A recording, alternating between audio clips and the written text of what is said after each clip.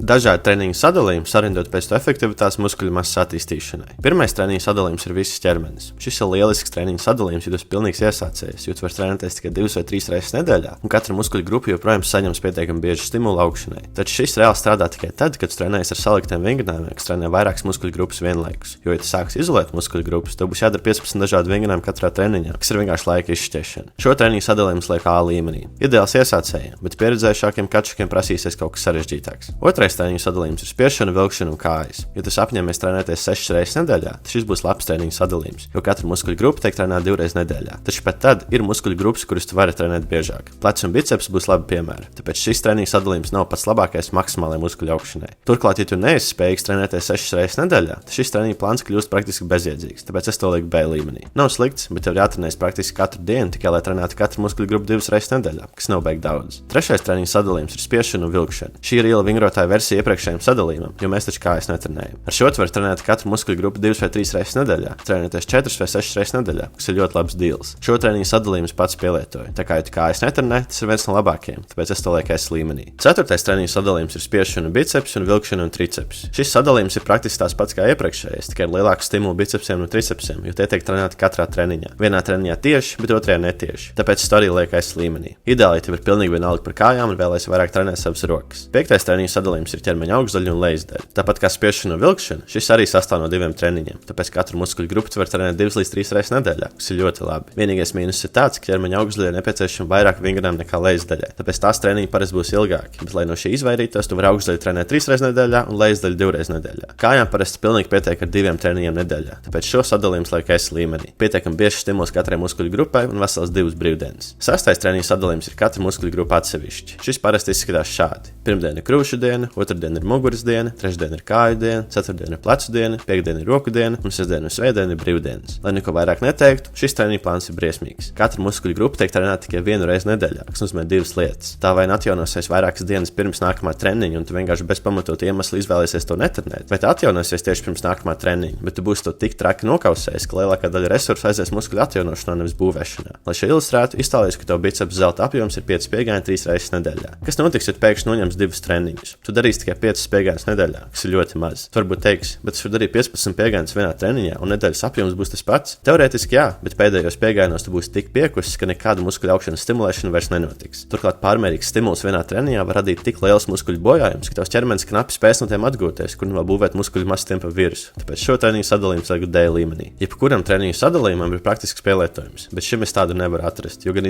vienam nevajag veselu nedēļu, lai atjaunotos starp treniņiem. Septītais treniņu sadalījums ir Arnolda sadalījums. Šis izskatās šādi: krūtis un mugura, plecs un rokas un kājas. Šis ir līdzīgs spiešanai, vilkšanai un kājām, jo trenēties 6 reizes nedēļā, katra muskuļu grupa tiek trenēta 2 reizes nedēļā, tāpēc es to lieku tai blakus B līmenī. Un astotais treniņu sadalījums ir individuāls sadalījums. Šis ir treniņu sadalījums, kas ir individuāli piemērots tavām vajadzībām, kopējo treniņu biežumam, muskuļu atjaunošanās ātrumam, optimālam treniņu apjomam un tā tālāk. Tas var būt nedēļu ilgs, bet tas var būt arī 3, 5 vai 8 dienu ilgs. Es varētu nākotnē izveidot video par to, kā sastādīt sev individuālu treniņu sadalījumu, bet pagaidām par to arī viss. Šos lieku S līmeņu pašā priekšā, jo tas vienkārši ir perfekti pielāgots tev. Īsumā sakot, izvēlies jebkuru treniņu sadalījumu, kas tev ļauj trenēt katru muskuļu grupu vismaz 2 līdz 3 reizes nedēļā un ļauj trenēties tik bieži, cik tu vari.